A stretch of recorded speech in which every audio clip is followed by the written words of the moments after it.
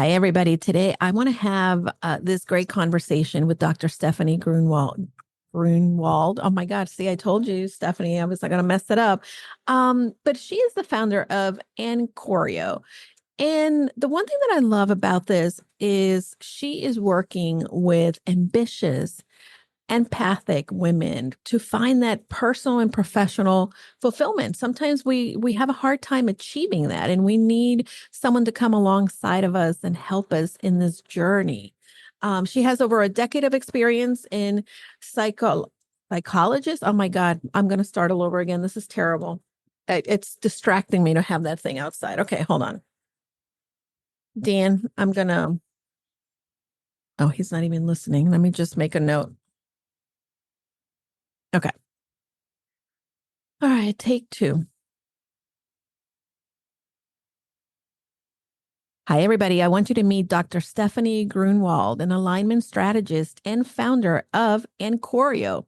With over a decade of experience as a psychologist, Stephanie now focuses on empowering ambitious empaths through mastermind groups, transformative programs, and reset retreats. Her work, grounded in research-based strategies, focuses on helping women to identify as ambitious empaths, align empathy and ambition, fostering resilience, and achieving professional success and personal fulfillment. I am excited for this conversation. Let's get on with it. Hi, Stephanie. How are you today?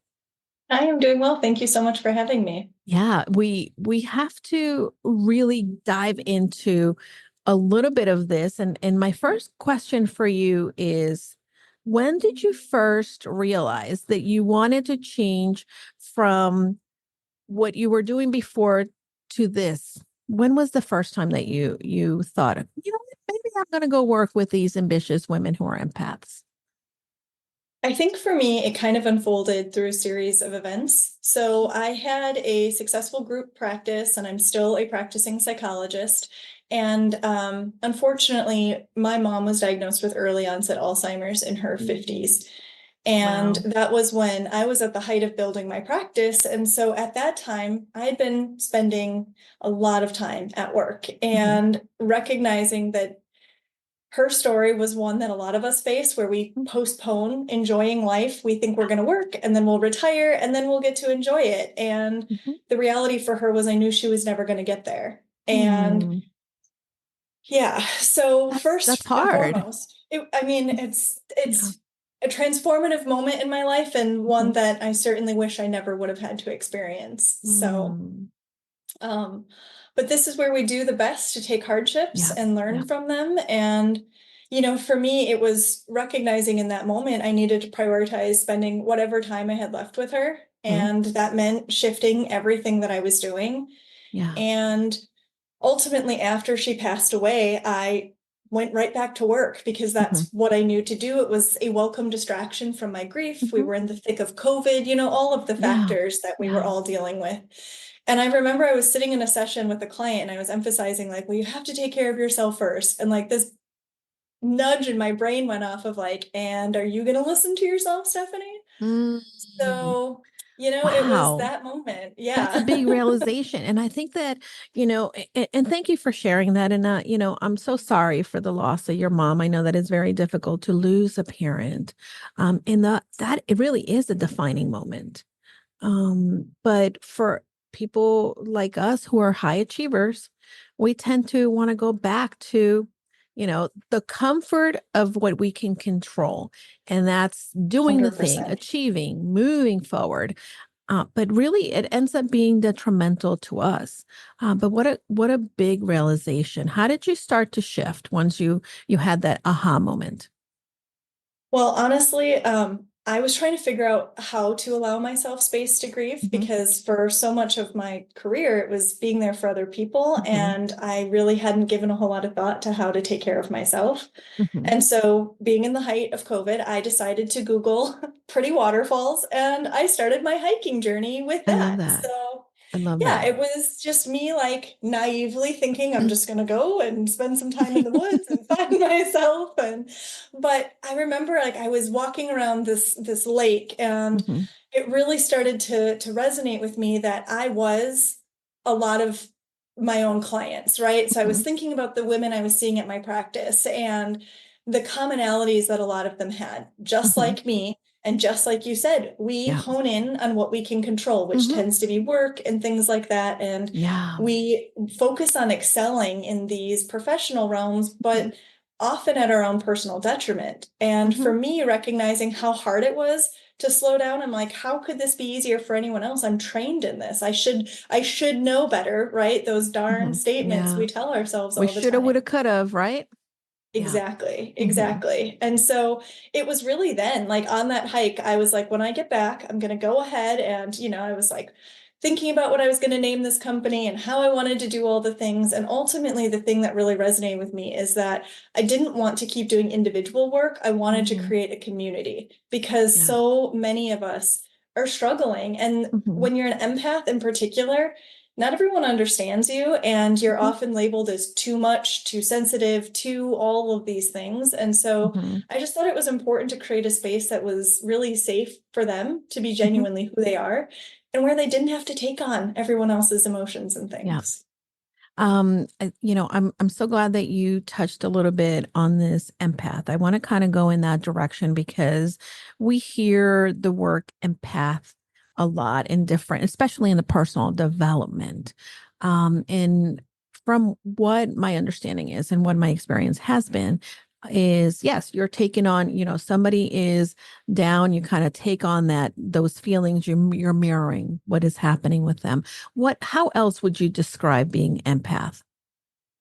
I mean, I think, just like you said, it is that we're really in tune to different people's energies and Mhm. emotions, and unintentionally, we do it. And like you said, it tends to be like when people are down in particular, Mhm. we take that on. Mhm. Unfortunately, I don't know that we recognize as much like absorbing the positive emotions. But the way this shows up in the workplace is a lot of what's been categorized as like people pleasing tendencies. Mhm. It's Mhm. where, if a colleague is, oh, I'm so stressed out, I can't take that on. Even if you know your plate is overflowing, you might say yes to that project because you Yeah. don't want to make someone else feel Mhm. and or you want to alleviate their stress. I also think it comes up a lot in the way that we make decisions. So, to each their own, but there are Right. some leaders out there who will just make the most pragmatic decision and really don't factor in emotions. But when you're Mhm. an empath and you're in any type of leadership role, you're really thinking about how can I Yeah. compassionately Mhm. do this? What will be the impact on this person and that Yeah. person? And I think the piece that often is misunderstood the most about being an empath is the need to like just withdraw and really take care of yourself. Mm. It's not that we're antisocial or that we don't Mhm. love being around Mhm. people, but when you're just so in tune to that energy all the time, it can be Mhm. really exhausting. And Yeah. I think that's why I fell in love with my solo hikes in nature so much because I don't have to absorb anything but the beauty around me. And, Mhm. it's really a nice reset for me. Yeah. I remember when I was in my corporate career, and it's interesting because um I started when my first, I guess, position of leadership. I I had to take decisions, but it was difficult and it really drained me because like I knew this person, was going through this and I knew that person. And I had to sort of distance myself in a way to create a little bit of that, um, I guess, space so that I could be a good leader, not feel guilty and awful, and then redefine myself and then start with lack of compassion toward myself. And yeah, it's a complicated dance that we have to do. And I think that, like you're talking about, I wouldn't call myself a people pleaser, but I'm certainly a high achiever. And I will take on things because I think I can do it all. How do we begin to say, I can't do it all and let go when these are behaviors that have been ingrained in us for so long and that they're part of our defense mechanisms that we built as we were little? Mhm. That's a great question. And I think there's a lot of different ways that you can address this. To begin with, it's all your mindset, right? So it's not Mhm. that you're doing less, it's that you're doing differently. And that's a Yeah. really important thing, because a lot of the times when I'm working with my clients and trying to get them to shift, from Mhm. doing all the things, as you said, is they're like, well, like I've been doing it this way. And it's like, well, it's not a matter of whether or not you can keep doing this. It's a matter of Mm. whether or not you should. And so Yeah. that's for me where the concept of alignment comes in, is Mhm. are your actions really in alignment with what you want from your life? Yeah. So if you want to work 80 hours a week, more power to you. There's no Mhm. shame in that. I don't think this idea of balance is Yeah. helpful for all of us. And I just never really prescribed to that, because to be honest, I would fail every single day because Yes. my life is never equally distributed No, anywhere. never, never. But yeah, so first is mindset. It's not that you're doing less. Second is really getting clear on what you value most. Is it Mhm. that you value being able to do all the things, or is it that you value doing some things more than others, and putting Mhm. your time and energy into that, right? Like, I'm sure we can spread ourselves thin and we can keep doing it all to some degree. But I have found that when I'm really able to hone in on what makes me passionate and where I really feel I'm making the most impact, I lose myself in that work and I Yeah. can really hone into it. But that's because I've gotten clear on what matters most. And Yeah. then it's really about just continuing. Like, I think accountability is a huge piece, because it's really easy when you've had these patterns ingrained for so many years to just fall back into them. Mhm. I mean, I know you know about habits. And so Yes.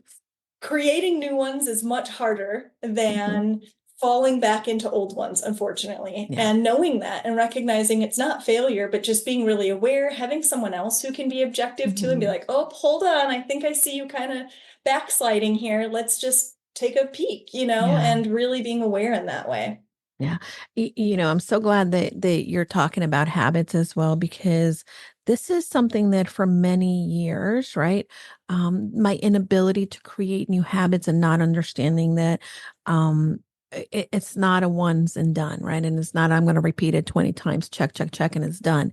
It really depends on us feeling good enough that we've been doing it. And we don't give enough our credit to ourselves as we're trying to shift and be a little more kind to ourselves, or start to show up in a different way.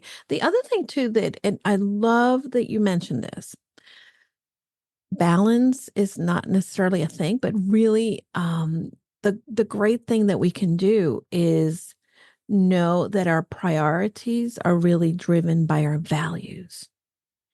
And in the days, right, that maybe we're going to be working 80 hours a week, it's because we're prioritizing and we value maybe the goal that we're going after, maybe the path that we're on, but it doesn't mean that that's going to be like that all the time. And that's one of the Exactly. things that people, I think, sometimes forget. They think that they need to be one or the other, but not necessarily that there's shift and there's seasons of what happens in our life as well. Mhm. Yeah, I mean, the norm right now is anti-hustle, which I think Hmm. is well intended. Yeah. But to your point, like, it doesn't mean hard work goes out the Hmm. window. And Right. there are going to be seasons where you have to work more, but it's really making sure that that's not getting extended beyond what's Hmm. necessary, right? Because as somebody who struggles a lot with perfectionistic tendencies, I could probably spend forever doing the same project and Mm. trying to get it better and better.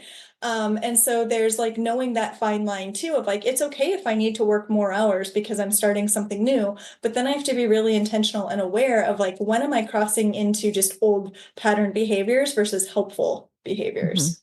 Yeah.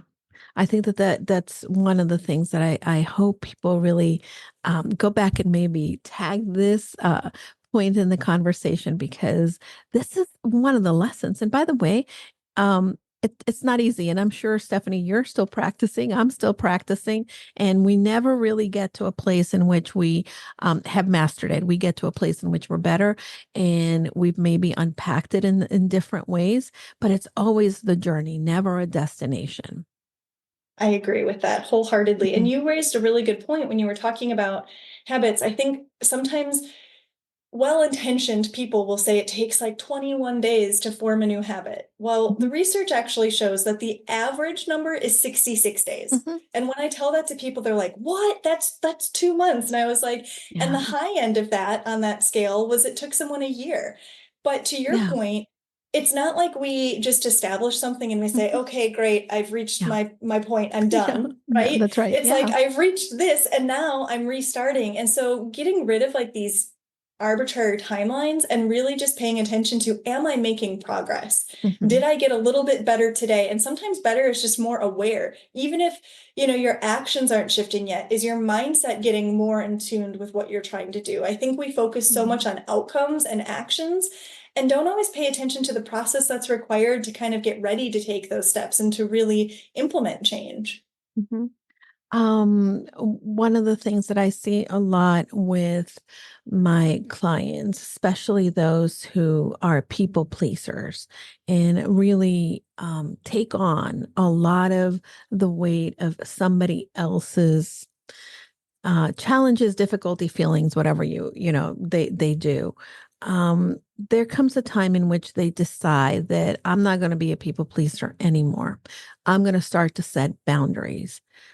But one of the things that I've noticed, and I'm really curious, if maybe this is something that is normal that you've encountered, or is it just maybe I'm putting my lens on this. But I've noticed that when you go from being empathic and being that people pleaser that does for everything, then you're like, oh no, I'm gonna put boundaries. I have a boundary, and then all of a sudden they start to um kind of shed people in their lives, not necessarily, and they're explaining it with, I have a boundary. I don't need this person in my life.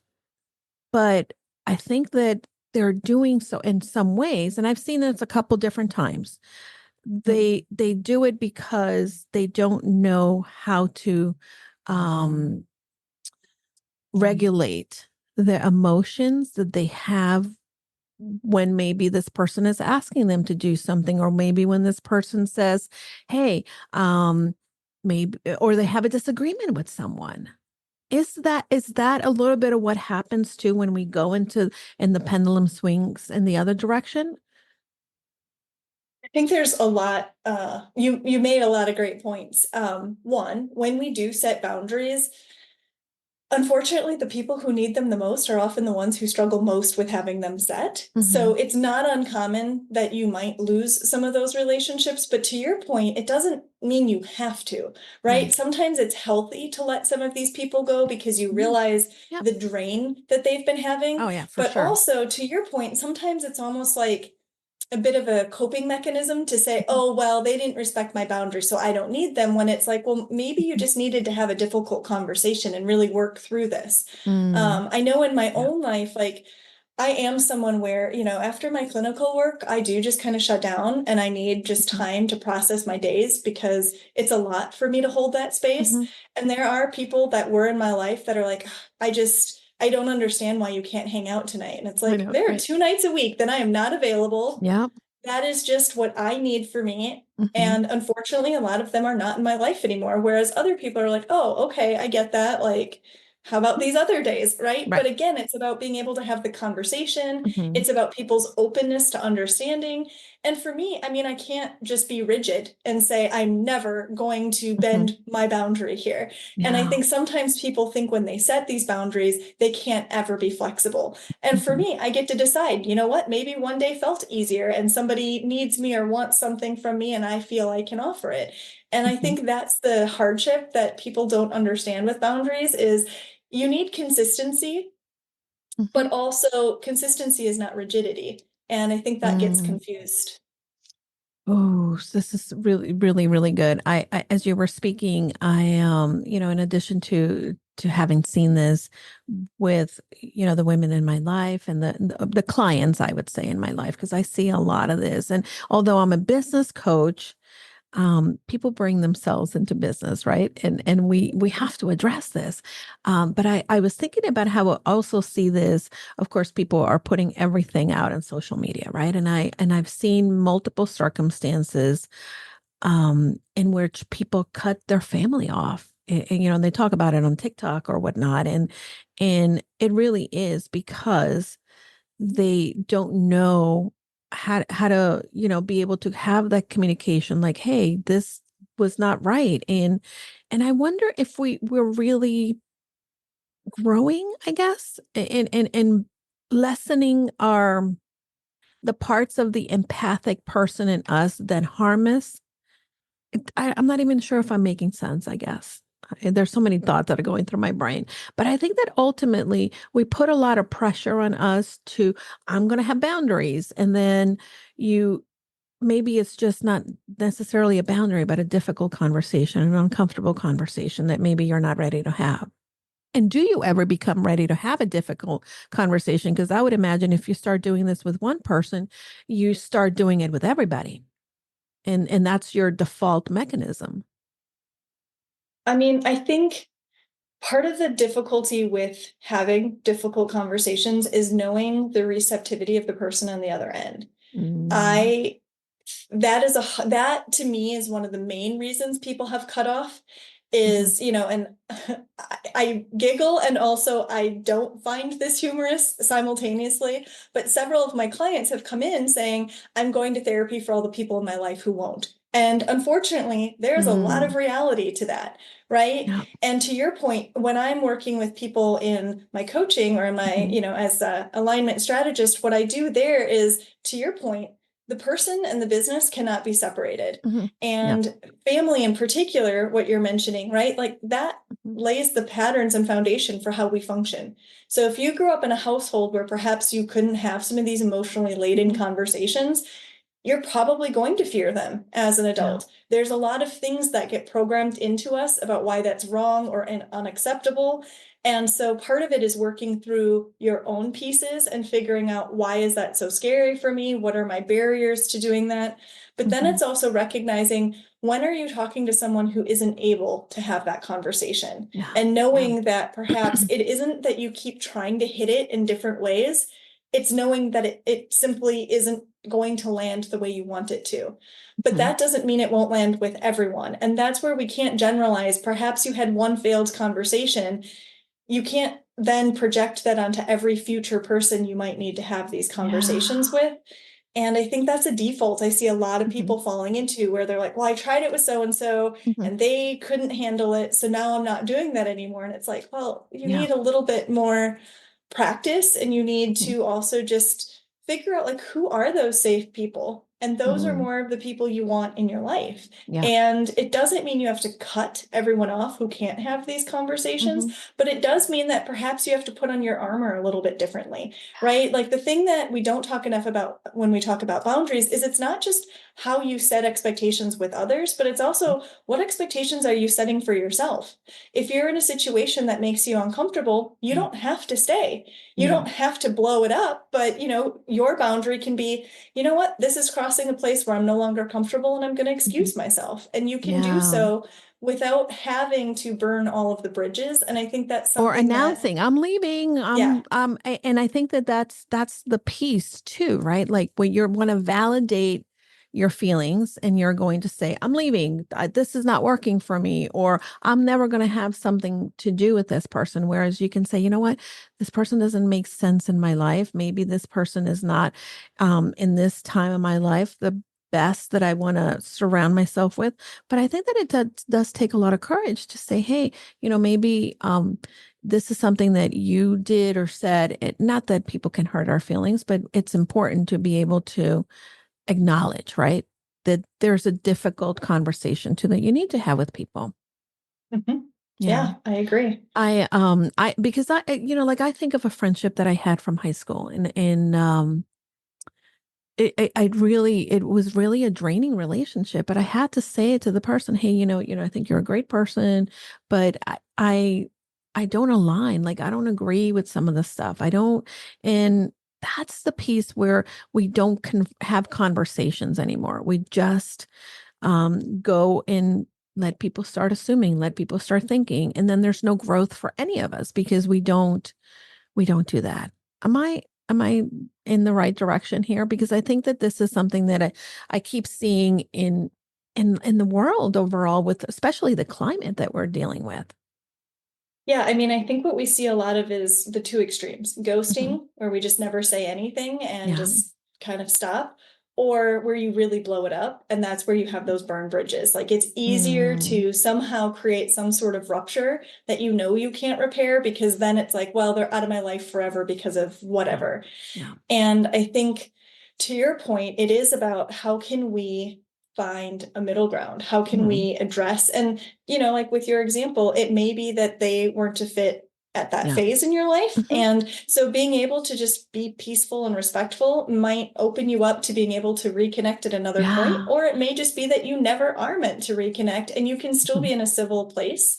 And I Hmm. think that is a skill that we are Yeah. really not working on. And Hmm. unfortunately, with COVID and so many of our young ones being taught from home, they're not learning No. these socialized pieces. Hmm. And I think there's going to be a lot more of what you're describing coming up. And then Yeah. if you add on some emotional sensitivity, you're going to internalize any conflict, any Mm, rejection. It yeah. becomes about you. And that's why so much of the work that I do is also based on confidence Mhm. and learning when something is about you and when you're internalizing something that actually has Yeah. nothing to do with you. I'm so glad you brought the topic of confidence, because I think that this is the other thing. Um, Everything that we're talking about here really is how we bring ourselves, and confidence is not necessarily going to be the thing that we grab and then we have it. It's going to be the thing that we continue to work for, and that means moving past the uncomfortable. And we avoid the uncomfortable, and that's number one. We have to give ourselves grace and knowledge, like, oh, I'm avoiding that because it's not pleasant. And the next step is like, okay, well, maybe I can just take a step in that direction without, trying to compromise who I am, or without, pushing myself or not giving myself, the self compassion, and filling the needs that I have to also have those boundaries. Mhm. Yeah, this is a really good conversation. I'm so glad that you're here for this. When I think of empathy, the work empathy, I typically think a lot of the work of Brene Brown. Tell me a little bit more about, what are your thoughts on how she describes empathy? I mean, I can't disagree with anything that Brene Brown has put out there. And I think, the way she has connected it to vulnerability Hmm. also ties back to confidence and all of these Hmm. things, Yeah. right? Like, first and foremost, you can't really be your true self if you're not Hmm. willing to be vulnerable. That means putting it Mm, out there. Like yeah. even me showing up here today, I've been doing more and more speaking engagements, but I will Yeah. be honest, this is not the thing that I feel most confident in. Hmm. But I know that the more that I can spread my message, the more it Hmm. resonates with other people. And having this conversation where we're talking about confidence is so critical because I feel like we Hmm. are in a world where so much comparison goes on. And unfortunately, it's almost always compare and despair. It's Hmm. never Yeah. comparing and thinking, well, gee, I can see that I have a little bit more talent than that person, right? Because Hmm. I will always hear my client say, well, I don't want to sound egotistical, but, and yet they Hmm. never give a disclaimer when they're about to self deprecate, Hmm. right? And Yeah. I think that's one of the things that Brene Brown really highlighted is how much we have started to normalize these negative messages for Hmm. ourselves. And she really shined a light on how can we be more empowering for ourselves and with other people in our lives.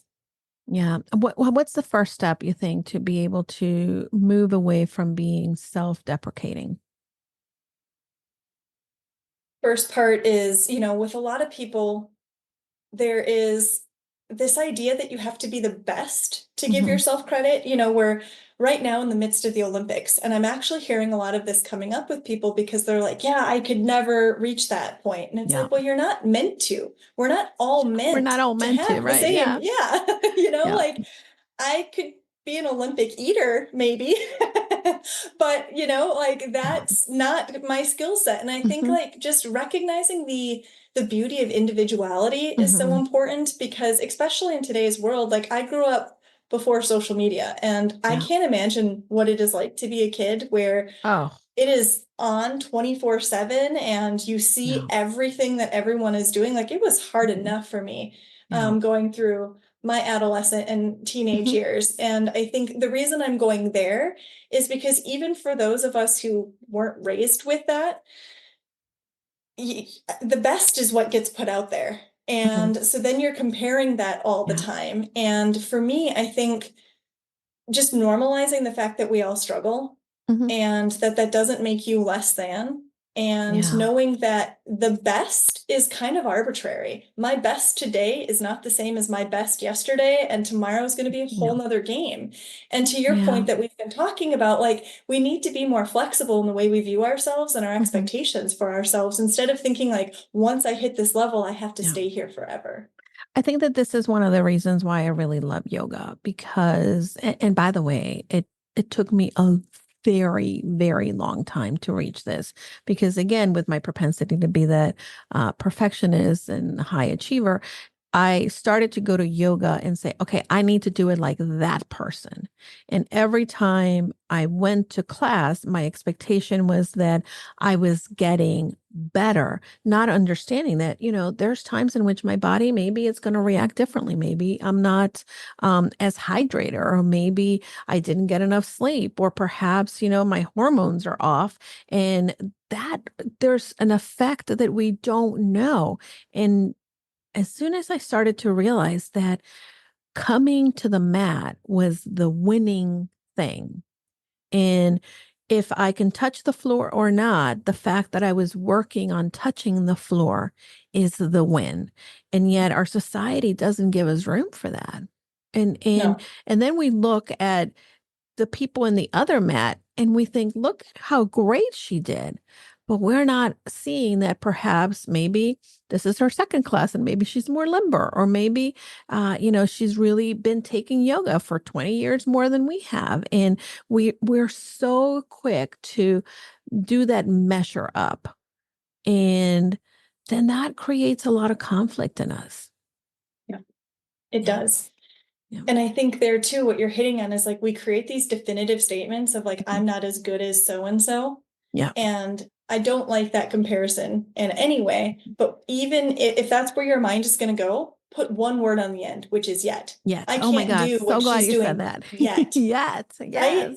Yeah, Yeah. And I absolutely. think, to your point, like my own fitness journey, I found Pilates Mhm. and I was very nervous to show up because I am not somebody who had Mhm. ever engaged in physical fitness. And I remember, like, to your point, I went to my Mhm. first class and there were like all these people who were really good at it. I'm like, oh boy. And then I Yeah. just had to keep reminding myself, well, I'm not there Mhm. yet. And if I'm I not there show yet. up one more time and one more time, and then, Mhm.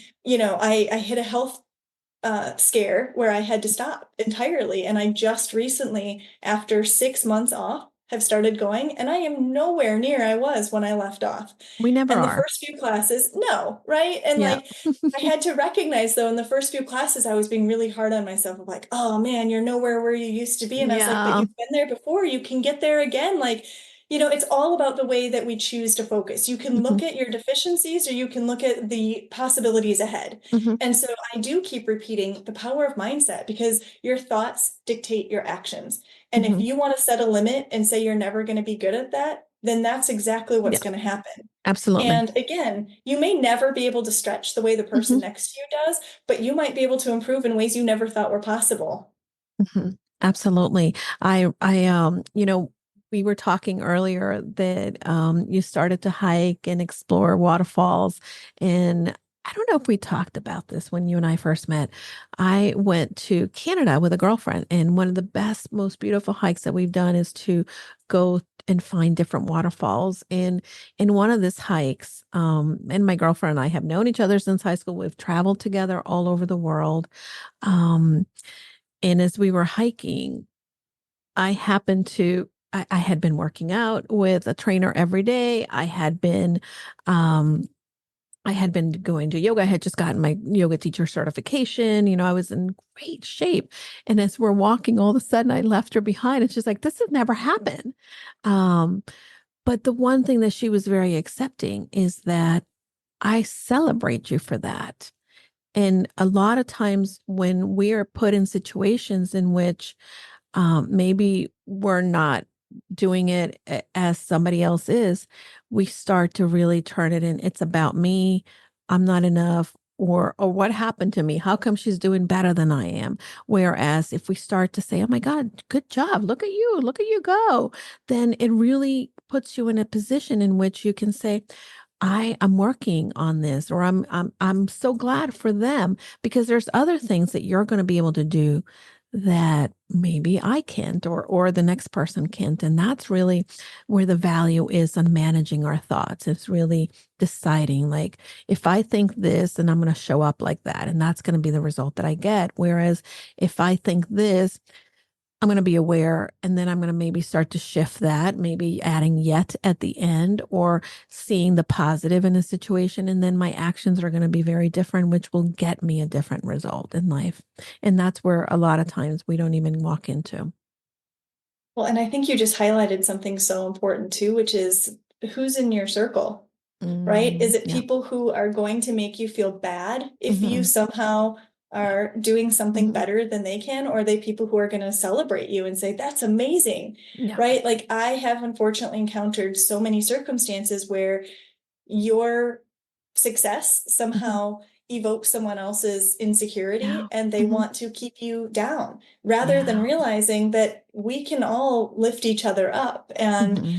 I think, especially when you are someone who is so sensitive to other people's emotions Hmm. too, if you sense that you've somehow made them uncomfortable, you do tend to want to shift yourself and Hmm. think about how many people have played it safe and played themselves down because Yeah. they just haven't been in the right communities or circles. Mhm. Yeah, and speaking of circles, and this is one of the things that I love about the work that you're doing, is that you're providing circles and you're providing environments in which people can come and be supportive of one another, and really be able to leverage the power of connection and community to go in this journey of self-discovery, of this journey of working at doing the thing, yet, working at becoming that. And I think that that also, coming alongside other people, allows us to break those cycles of being burnt out, or the cycles of being that perfectionist or the mean girl to ourselves, because those people hold us accountable. Yeah, 100%. I mean, I named my mastermind group is called Wise Community, which is Ooh, women inspiring success and empowerment. And that's what love it it. is. Hmm. It's whatever success means for you. It's not about comparing, oh, you're making this much, I should. That might Hmm. not be my goal, right? And it's empowering ourselves to recognize, like, we're all Yeah. human. We all make mistakes, me Hmm. included. And Yeah. I don't envision a life where I stop making Hmm. mistakes, but Yeah. being able to be vulnerable and share that and learn, and also Hmm. knowing that people can safely point out maybe things that you don't see too Hmm. is so important. Yeah. But again, it's about, are you open to hearing that message, or are you going to feel offended and closed off? Mm. So that's where your receptivity is also so Yeah. important. Absolutely. And, it's speaking of some of the things that you're doing in addition to the mastermind, what another key component of the work that you do, which is one of my favorite things, is retreats. Tell me a little bit more about, why should someone consider going on a retreat? Well, the reason I envisioned doing these reset retreats is Mhm. because of just that. We need reset buttons, right? I Mm, mean, there's yeah. that commercial where they have the easy button. Mhm. And to me, I'm like, why can't we all just hit Yeah. that reset button, Hmm. right? And, I do work on trying to teach people how to sustainably Hmm. create change in their lives. But I still think that even for me, like we were talking Hmm. before we started recording, where I'm like, I take 1 week every year, Yeah. and I know every year I will not be working. And that is Hmm. my time to escape from the daily grind, Hmm. even if everything is going really well in my life. Just having an opportunity to take a Mm. step back and Yeah. reevaluate. And the power of the retreats is that they're in person. I Hmm. love that we have all been able to get connected via Yeah. Zoom and all of these online platforms, but there is Hmm. just something that is so different when you're in Yeah. the same physical space as other people who are Hmm. there with the same mission of, I Yeah. want to find myself again. I want some Hmm. clarity and support. And for me, like the retreats are a bit selfish because I know how Yep. much nature transformed my life. Oh, And yeah. I want to create an opportunity for other women to experience that. And Mhm. they don't need to have expensive hiking gear. Like, it's not about your physical Yeah. fitness. Going for a walk in the forest is all I want to enlighten people to. And I think Mm. that's really the power of what I'm trying to create with these. So good. I'm a big proponent of retreats and I love them all. And I think that, there's so many different ways in which you again are leveraging community and learning together, but also putting yourself in a spot in which you're challenging yourself to step a little bit out of your comfort zone. But the payment is you're going to receive that empowerment. You're going to have that reset, that time to retreat, right? You step back from the everyday and begin to assess what is it that I want? What am I doing? Is this working? What can I do differently? What can I incorporate in my life and really have that supporting community that is with you in that growth process? Um, you know, Exactly. so important that we do all of this in the mastermind. Now, tell me more about the mastermind. How do people join and what does that look like?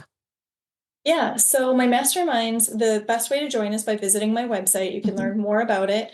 And I do carefully vet my community because, as I Mm, said, being an empath, there is yeah. just a certain aspect to that. So I think it's important I meet with people and to Mhm. really make sure they're the right fit for the Yeah. community. And I say that because if we're not, I love connecting with other people. I know you and so Mhm. many other women who have communities, and Yeah. there's the right fit for everyone. It's Yeah. just figuring out what you need and who's going to meet your goals. But I also keep them very intentionally small Mhm. because Yeah. I think it's important that we really be able to cultivate connections. Mm, And so, like I said, they can go to the website. I have a call with them, me personally, where we mhm. have a conversation and figure Yeah. out if it's a good fit or not. And then, yeah, they have the opportunity to join, and we meet twice a month right now. And as I continue to develop this, different speakers want to come in and be a part of that too. So there's just a lot of opportunities to learn and grow together.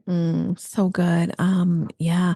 I very similarly, I really vet and curate the people that are coming together for a community because Um, we all, there's a place for everybody, but not every Right. place is going to be for everybody. And I think that this Exactly. is important in at times we forget that. And if we want to create these safe spaces where growth happens, we need to make it safe for all of us. And even for the person who may not be the right fit, maybe they need to get something out of it as well. And there might be another community that is better suited for them. We could talk all day about this, but I definitely want to make sure that I'm um, conscientious of your time and again, I can have you here tons of days to talk about this. I love this. Um, how do people work with you in addition to retreats in work with the mastermind? Any other ways? Yeah, I will be hosting my group cohort program. It's the Mhm. Total Life Reset. And so this is a little bit different in that it is a small cohort going through the different phases of Mhm. my reset method together. So there's work that you do individually, there's work that we Mhm. do together, because again, my main aim is creating community, which comes with Mhm. accountability and support and encouragement and all the things we need when we feel stuck. Yeah. And through that, I mean, if you work with me in any of these capacities, you have the opportunity for one-on-one coaching as well, but that's not something I offer as a Mhm. standalone. There are so Yeah. many lovely one-on-one coaches out there. Yeah. And for me, community is really what I'm trying to Mhm. curate. So Absolutely. Well, I'm excited to see all the amazing things that you continue to do.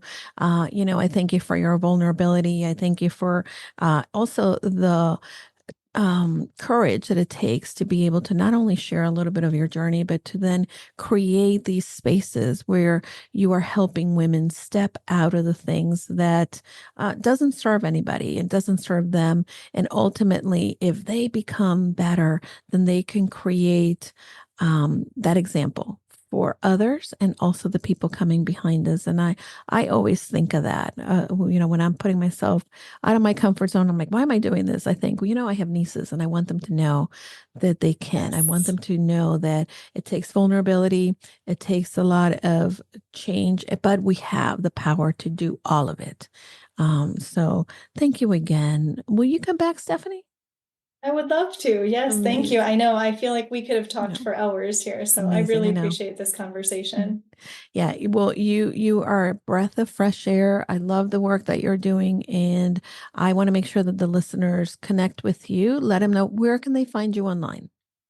Yeah, so my website is Ancorio.com. Mhm. That's Ancorio.com. And I'm also on Instagram and Facebook or LinkedIn, sorry. Mhm. Dr. Stephanie Grunewald is how you can find me on both of those.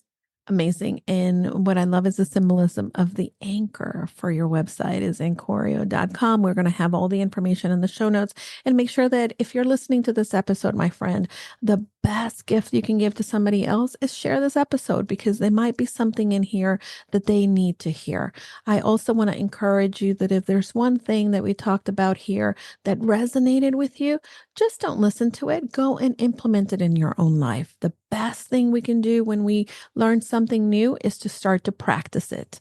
And if you need the support or encouragement or someone cheering for you as you practice, you can reach out to Dr. Stephanie, or you can reach out to me. And again, we're all here to help each other go confidently in the direction of our dreams. Thank you, Stephanie. Until next time, bye, everybody. Bye.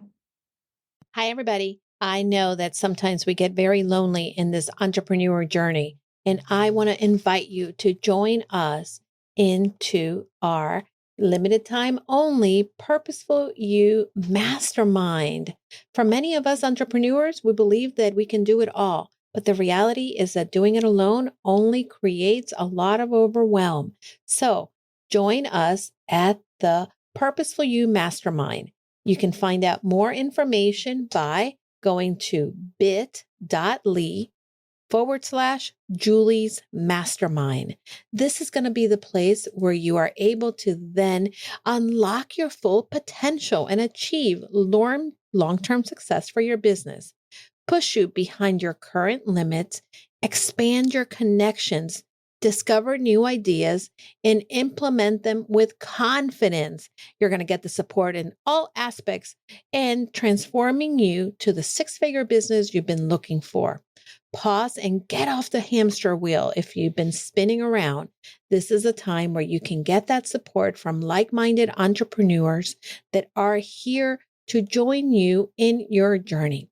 Together, we can challenge the assumptions and land the speaking engagements and opportunities we want to grow our business and make an impact in the lives of people. See you then. Remember, you can find the mastermind at bit.ly, Julie's Mastermind.